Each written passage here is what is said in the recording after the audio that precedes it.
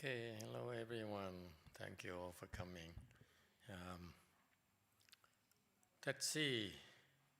Oh, this past week here, we just conducted a funeral service for Min Lee's family. The dad passed away, so we did the funeral services on Thursday and Friday. Okay. So, first of all, again, our condolences to the family. The dad was sick for a while, and he fought valiantly, and he, at the end, was too much. And too many issues need to be resolved, and they're not willing to compromise. So. What happened is that when Mr. Lee passed away, they intended for him to fall. And one of the dangers that we faced was that the family is very attached to him. The whole family is very attached, particularly the wife is very attached, very afflicted. And that's an impediment to his rebirth. So anyway, we arranged for him to go to the Pureland quickly to avoid him being retained by the family, the attachment to the family. And so the interesting thing is that before he left, he suffered a lot, was in a lot of pain. Okay. And he didn't want to go at all. But as soon as he got to the Pure Land, something very interesting happened. He what's a word to describe his state of mind? He was overjoyed. So compared to the suffering he endured and the prospect of having to keep on suffering like that for a long time, and in particular, probably the quality of life is not very good, even if he makes it, because the whole body is basically was damaged. So in a way, it's against the family wishes, but it's time to go because the quality of life is no longer there. And he's suffering a lot. So that's why maybe it's one of the reasons why when he got to the Pure Land, he was really, really overjoyed. I haven't seen people that are overjoyed for a long, long time. So I thought I'd share it with you that is really, really interesting, and that he was that happy. Did any of the family members see anything, hear anything, or experience anything recently? Yes. Green. On the day he passed, my wife dreamt of him. Mm-hmm. And he basically showed up to give us a message to say that he's okay and don't worry about him. Mm-hmm. And in the dream, he added a little piece in to kind of hint that it's the message from him, because when he was able to do things around the house, he was replacing the towels in the house, and at that time he wanted a bigger towel, and in the dream he was instructing my brother to replace with a bigger towel. He wanted bigger towels. So I share that with my family, and they immediately know what he's talking about. But initially, I didn't understand what it means when he say what a bigger towel. But I told my wife, not my wife, my mom and my brother about it, and he know exactly it's from my dad, because that's what he wanted initially. You see, he was very worried about you, so that's why he had to come back to tell you. But after that, no one else had any experiences? Yes. A few days later, my wife dreamt of my cousin who already entered Pureland. And True, right? yeah, true. And my wife said that she about to enter a bad dream. And then suddenly she just pops out and floating with this glowing light around her. True. Yeah. I see. And my wife would keep on saying, "Oh, you're so beautiful." You try to reach out at her. And I couldn't understand She that. wants to go. She wanted to go. Because it's so beautiful, she wants to just touch her and want to get her attention. That was the other dream they said. Yeah. Actually, Okay. can I ask what's that mean? Why is he seeing Chu gloating like that? I'm not sure. I'm not clear on why Chu would come back instead of him. Okay, but that's all you get. Okay, they come back for whatever the reasons that basically to affirm your faith, to strengthen your faith, and if it's not necessary, then they don't need to come back because it takes a lot of blessings. All these things, it's a lot of blessings for that to happen. So it's probably when it's necessary they come back to give you some sort of messages, but that is exhaustion of blessings. Okay, nothing is free. So I'm pleased to tell you that he agreed to go very quickly. Okay, just consistent with the message he sent back to you through your wife, that you have nothing to worry about and that he's okay. And so he agreed to go, and when he went, as in the sutra, and they were recited today, that Amitabha Buddha and the assembly of the sages came to bring him back. Maybe he was happy to see them or something. Okay, so he brought him back, and when they appeared in front of him, just like the sutra says, his mind became very calm. Okay, this is before being happy. He went to the Pure Land. He was extremely overjoyed, but when he was here, when he saw the Buddhas and the Bodhisattvas who came to bring him back, okay, he became very serene and very pure.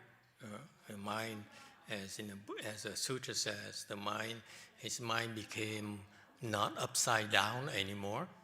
Okay, that's a very important clue for them to be able to leave this world. Okay, because this world is a world upside down.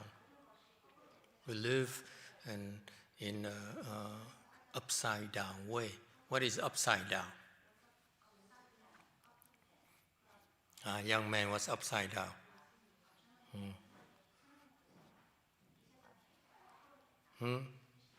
Upside down, 颠倒. What does it mean?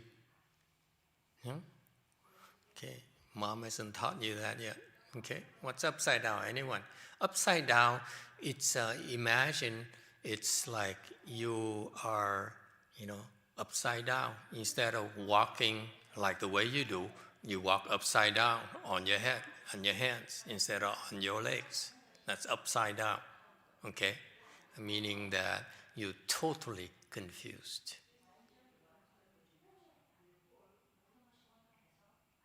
And that's an impediment to rebirth of the Pure Land. If you have upside down mindset, you cannot go to the Pure Land. Contrary to the monks I heard from my master's disciples who said, you have to observe the 5 precepts. Yeah, you can observe 5 precepts. If you violate them, but if your mind is in upside down, you can still go. Okay? If you keep the 5 precepts and your mind is upside down, you still can't go. Okay? So that's why the Buddha has to come. Okay? And when he saw them, his mind became proper. Okay, upside down means that your views, are your understanding, are upside down. Meaning what? You assume, you take what is not permanent, what to be permanent. Okay, so we have all these delusions about what lasts and what doesn't last. Okay, where we take what is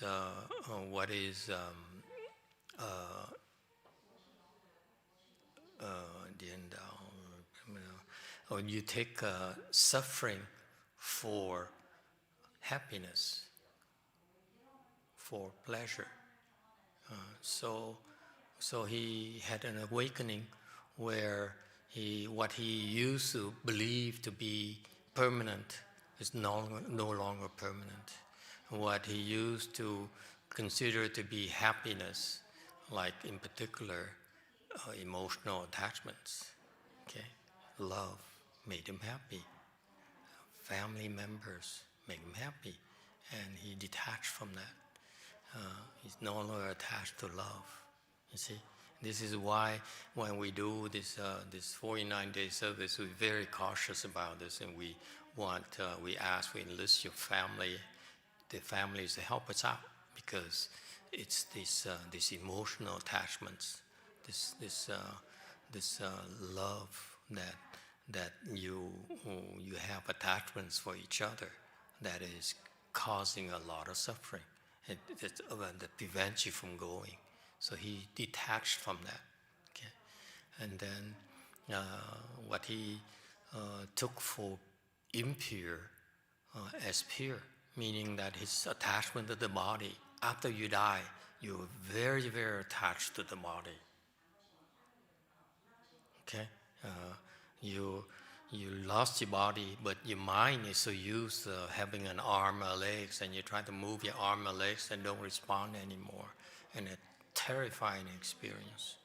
Okay, so he detached from that, and then finally he let go of you take what is non-self to be a self. Okay, meaning that he used to have this notion of an I, okay, where I exist, I'm here, I live in this world, and he let go of that. He says, that's no longer important. He's not enlightened anyway, but he's relinquished the attachment to the concept of the I. So those are the 4 upside down thinking that are very dangerous, that are commonplace for us. We live like that in this world. Okay, we believe. Let me remind you, we take what is not permanent to be permanent. Okay, in particular, for example, the Christians and the Catholics believe that they go to the heavens, they'll be there forever. Okay, and we did help some of those who go to the Pureland. So when they went, they let go of that belief. They said, no, I don't believe in that going to heaven will be a permanent thing for me anymore. So they let go. Okay, so those are the misconceptions we have, that we built in. They get reinforced in this world. something impermanent we take for permanent. Okay, I don't want to elaborate too much on what he thinks is permanent. Okay, that's very personal. And then you take, but this is meant for you to reflect on yourself. You want to go to the Pure Land. Those of you who wish to go to the Pure Land, before you can go, okay, you have to be prepared to renounce these false beliefs, okay, about permanence, about pleasure, okay. What you take as pleasure, let's say drinking, eating, okay.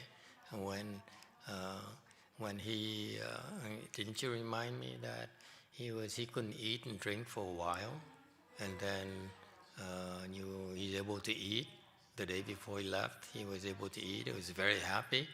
Okay, so that pleasure right there, the pleasure from eating, he realized his suffering. Okay, and who doesn't like to eat? Let's face it. So he renounced that, and then what's pure, what's inferior to you, we take it for pure.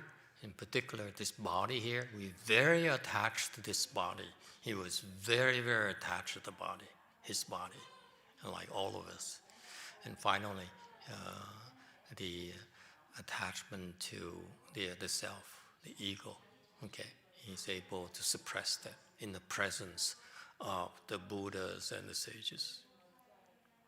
Any questions or comments? Okay, so yes, Green. So when they enter Pure Land and they cultivate, do they? I guess that time is different than us. So their progress is, I don't know, is it quicker than us or longer than us? How does it work? Oh yeah, you want to know everything. I'm making guesses because I'm not there yet. I'm not in a hurry to get there either. Too much work to do, left to do. But I'm told that in the Pure Land, the progress is very, very slow, much slower. So this is why the Pure Land practitioners, when you hear people who practice Pure Land, who believe in Pure Land, they keep on telling themselves, I'm going to leave this higher world, I'm never coming back. It's only because they don't understand the Pure Land at all, because their teachers didn't explain the Pure Land to them properly. What happened is that when you go to the Pure Land, you have safety, you feel very blissful, like he is right now, even though he's not as overjoyed anymore. Okay, he's very, very happy, very blissful, as compared to here. We're suffering inside in our heart. We cannot tell anyone. Okay, we have a drink of wine, and it's only to drown our sorrow. We cannot tell anyone.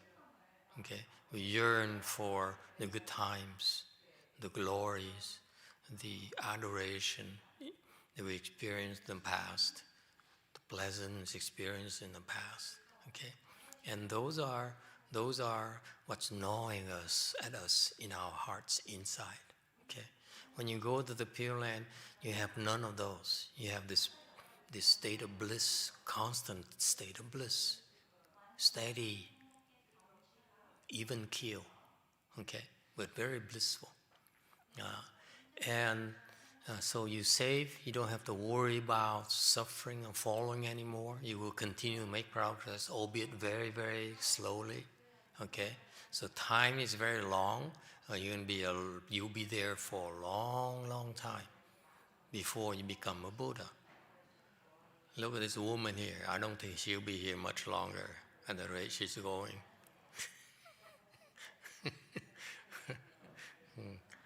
Okay, she's skipping even the lectures now. Before she would, I don't want to cook. Let me spend time listening to the Dharma. But now she has her own programs. But anyway, so what happens when you go to the Pure Land?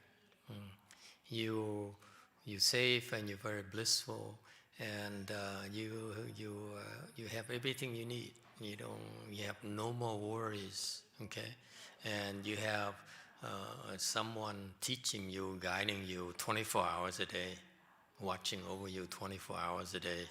Okay, and I would not be surprised if Amitabha, being very passionate, compassionate, he would bring Chu to see him, okay, your father, and to say hello and say, hey, you made it, we together again, okay. So those are the pleasantries that you first experience. You get to see the people you care for who are there already, okay, to greet you, to welcome you, okay. Not only just Amitabha Buddha, and the sages, but also the people the people that you have affinities with in the past. They're there to welcome you too, and then you Amitabha, get you after you settle in there. You start living there, and the pace of life there is very, very steady. In contrast to the way of life here in our world, South world, is many ups and downs every day. Over there, it's very even keel, very steady, and because of that, there's a trade-off. Over there, when you cultivate and you practice, it takes a long, long time. Okay, so there's a trade-off for instead of having the dangers and afflictions and the sufferings here, you go over there, you're free from those things, but then in return, your progress is very slow. That's why in our temple, in our way place, okay, the way I train my students is different from a lot of temples. A lot of temples, they're very steady, like in the Pure Land. But for us, for our training program, I let my students face a lot of ups and downs, a lot of failures, because when you do that, the harder it is, the more you suffer, the quicker you progress. And that there is a correlation between suffering and hardship and the rate of progress. That's a reality. In Pure Land, you suffer more, but you progress a lot quicker. So you come to my temple in particular, those especially the people who are monks and nuns, they suffer a lot more. True or not? See, they're all working somewhere. They're not even here. Okay, so the more you suffer, the harder your path, the much faster your progress is. So that's the difference. You go to the Pure Land, the progress is very slow because you don't have as many risks, as many sufferings, as many sacrifices you can make. It's not sacrifice you can make in Pure Land. Everything is provided for. Here you have to sacrifice your family, you have to sacrifice money, sacrifice your time, sacrifice your relationship in order to cultivate. Over there, no such thing. So that's why it's a lot slower. So much slower than here. And let me finish my point before we go to the YouTube question. And so that's why when you're weak, when you are still weak, when you are confused, we recommend you go to the Pure Land. Because you're like an infant. You can't handle it. You leave that boy out there in the real world by himself. He's going to drown. He's going to die. he won't make it. You see that? That's why for the Dharma ending age, your mindset, your hearts, your blessing is about the same as that boy right there. And if you leave him exposed to the real realities of society, of the world, he will not make it. That's why you all much better off go to the Pureland right now, where you are, with who you are. Okay? If you go to the Pureland, you will not regress. If you let children swim before they're able to swim, they drown. They will fall to the lower realms. That's what happens. This is why it's so dangerous. Doesn't matter, you adults are no different. You recite the Buddha's name all you want. But you, listen, I've seen so many arhats who are fooled by the demons and the ghosts. And you, not even a fourth stage arhat. You think you can handle it? They can easily run circles around the arhats. Okay? So that's why initially you're much better off going to the Pure Land. Okay? So that's the concept behind the Pure Land. However, when you reach a certain level, you're much better off going back to this land so that you accrue more blessings, so that you progress a lot faster. Because then when you come back here, you can't fall anymore. No matter what you do, you can't fall anymore. No matter what they do to you, you can't fall anymore. Because you have the wisdom, and because Amitabha Buddha is watching over you now. You understand? When Amitabha sends you back here, he says, I'm going to send you back, I'm going to make you suffer, but I'm still watching over you. So you can't fall anymore. But at least you can handle the hardship, you can handle the suffering, you can handle the challenges without falling, and by doing so, you progress a lot faster here than in my Pure Land. So don't you be stupid and say, I'm never coming back. No such a thing.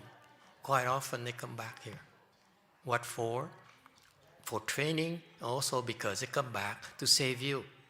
We're still stuck here. Who says, no, I'm not going anywhere. Okay? I love it here. I love my mother. I love my father. I'm not going. I'm not leaving without them. And that's what the problem is. So they have to come back. Okay?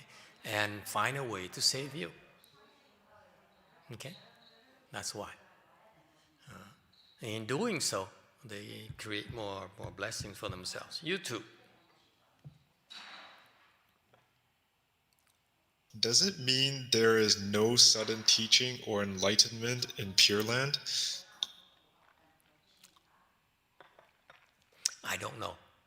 You have to go there and find out for yourself. Okay? My job is here. I'm not going to elaborate more than necessary. My job is not to tell you what happens in the Pure Land. My job is to convince you to go to the Pure Land and have Amitabha teach you however he feels appropriate for you, suitable for you. Okay? So my answer is, I don't know. Okay? Anything else?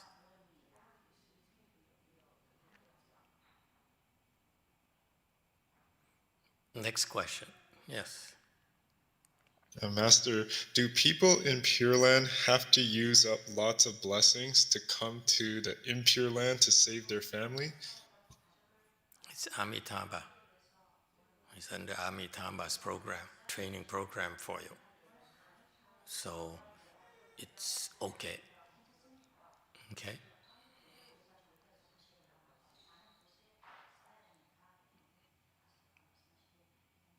It's a different world. When you're there, it's Amitabha Buddha who is now in charge of your program. He decides what's best for you. Here, you're on your own. All right? Any other questions before we break for, we take a short break? Yes.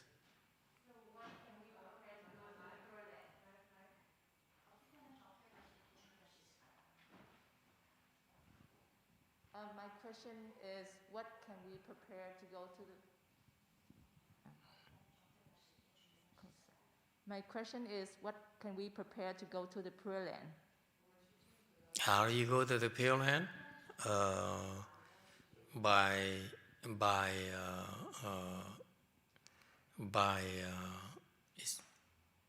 I'll give you a short answer. By listening to your Pure Land Good Know advisor. He'll have to tell you what to do. Okay? And so that's why it's important for you to choose the proper Good Know advisor. You choose the wrong one, it's very difficult for you to go, like it or not. Okay? I know you're going to be offended because some of you have been practicing Pure Land for a long time and very loyal to your teachers. But you choose the wrong teachers, it's very difficult for you to go. Period. So you have to be very, very careful. Just the same thing in a Chan school, if you choose the wrong teacher, you have a hard time getting enlightened. Period. Nothing you can do. That's life. You choose wrong, just in your company. You choose to be loyal to the wrong boss, you fall with the boss. It's just life. Okay? That's reality of life.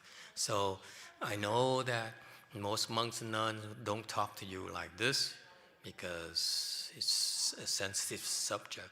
But in Mahayana, we have nothing to hide. We tell you, that to be blunt with you, your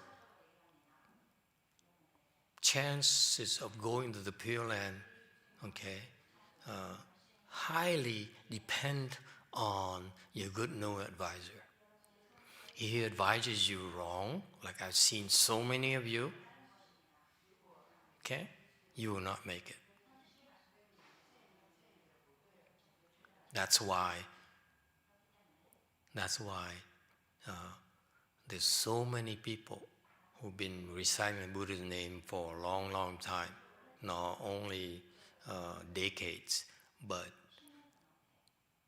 many lifetimes. They don't make it because they believe wrong.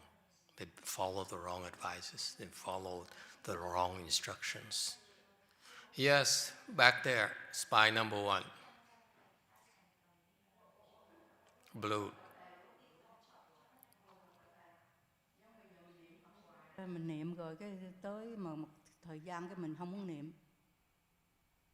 Rồi mà mình được một người thiện trí thức hướng dẫn mình đó để làm một cái trồng một cái phước giảng sanh đó, có thể nhờ cái tha lực đó, thầy cái người thiện trí thức đó, chánh thức là cái người thiện trí thức có dẫn dắt mình đi về tới nước bển không thầy? Master, suppose we recite Amitabha and then after that we don't want to recite anymore. But then if we met a good knowing advisor that instruct us to create rebirth blessing, to rely on others, so does that mean the good knowing advisor can help us to go? When we teach you primarily 2 paths. Number 1 is a Chan path where you will build up your skills quicker and you pave the way for enlightenment. Meaning that we have to give you the proper instructions for you to become enlightened by executing these instructions. That's a Chan school. So far, so good. And that's what Buddhism is about. You practice meditation, our instructions are supposed to help you become enlightened.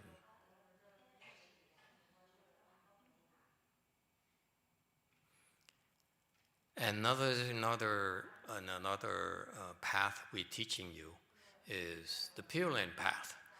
Pureland path is different from the Chan path.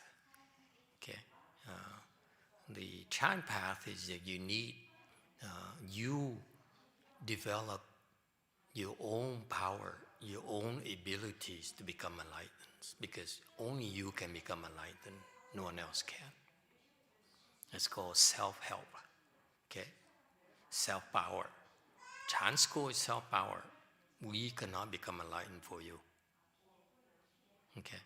So that's why the Chan school techniques and instructions are revolved around how to teach you, how to train you, for you to be able to cross over the threshold and become enlightened.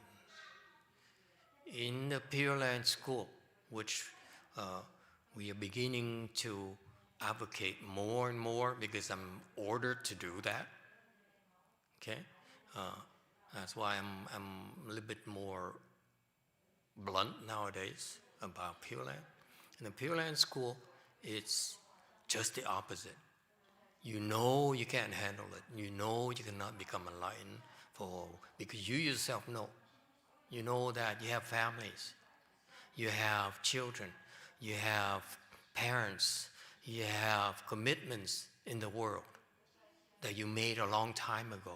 You can't walk away from it, okay?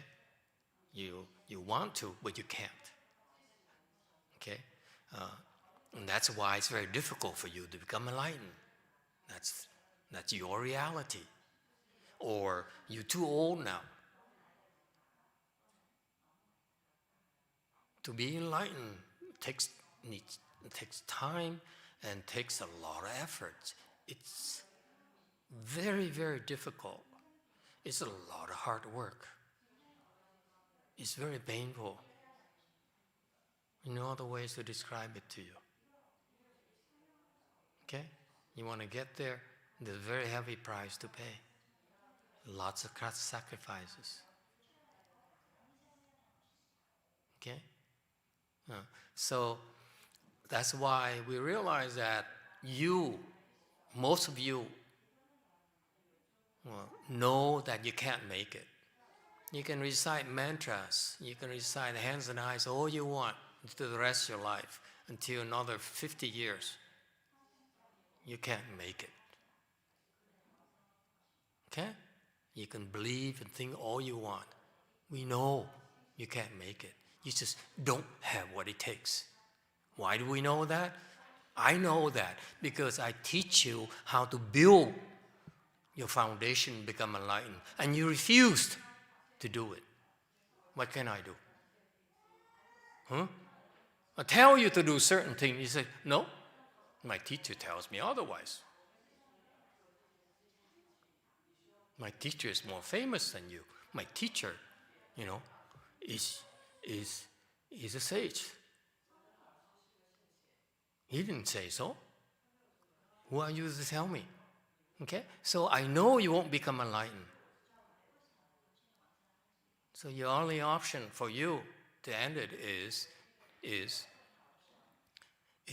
to go to the Pureland route. And if you practice Pureland, and you don't know how to do it properly, most of you will not make it either.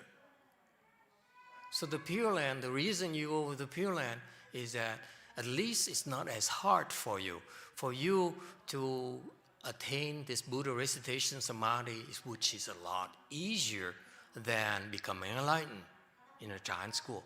It's a lot easier. No two ways about it. So much easier than becoming enlightened through the Chan training techniques. At least you have a chance to recite the Buddha's name, okay? And you enter this Buddha's name recitation samadhi, and then you will go to the Pure Land on your own. And a small percentage of you will be able to do that. Okay? There's some things there that are possible, so we can look at you and say, oh, that's why. Yes, it's possible. So that's why we organize things like a Chan Chi. That's why we organize special training events for you so that you'll be able to enter that samadhi yourself and assure rebirth for yourself. However, the majority of you, most of you, will not be able to do that because of your obstructions. And that's why the Pure Land approach is predominantly if you seek for safety, okay, you choose the Pure Land path because the Dharma door, because you want to, we're seeking for safety and assurance that you make it. You will no longer regress, no longer make mistakes and fall. Okay, so if you're seeking that, so the Pure Land approach is that to me, you depend on others to go to the Pure Land. That's the safest route. It's the same way if in a Chan school, you depend on your good know advisor. Okay, if you know how to depend on your good know advisor, okay, then your chances of becoming enlightened is very, very high. Very, very high. Okay, because you can good know advisor, if he's competent, he says, no, don't do Chan anymore, forget it. You will not make it. Okay? Because the Chan patriarchs, they can recognize, they know what it takes to become enlightened. So they pave the way for you. And when it gets to the point where you refused to listen, you refuse to proceed further, that's when they said, okay, that's enough. Either you move, get out of here, go somewhere else, I can't help you anymore, I'll switch to Pure Land. Okay? And you go to the Pure Land, similar kind of thing happens. The good advisor says, okay, we do it both ways. Number one, you should try to do it on your own. That's part of the Pure Land practice anyway. But predominantly, we want to make sure that you go to the Pure Land. Okay?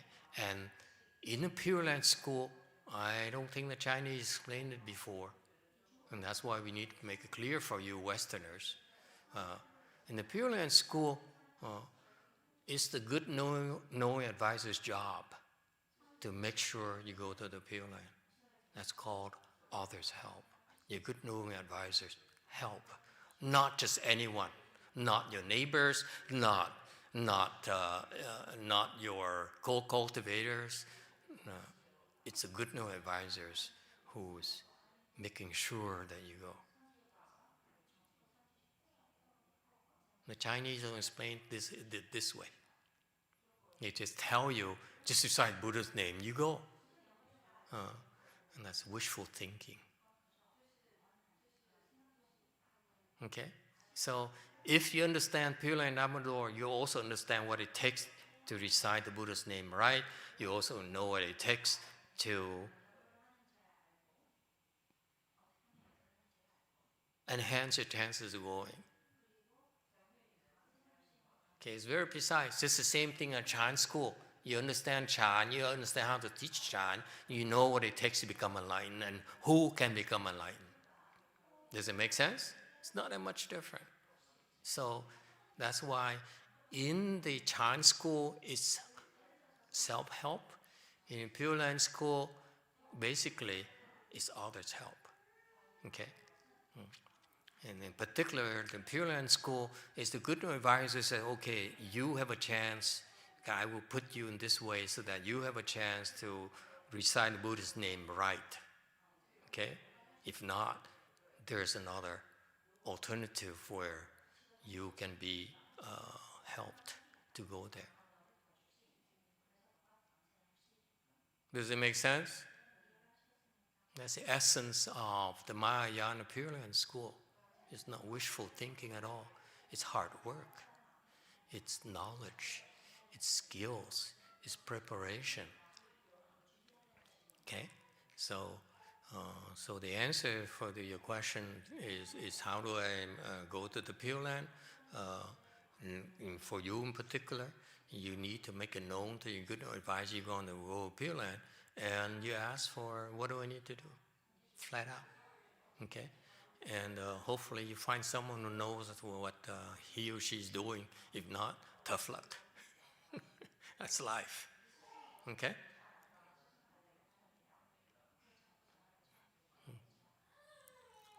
All right. We stop here today. Thank you, everyone.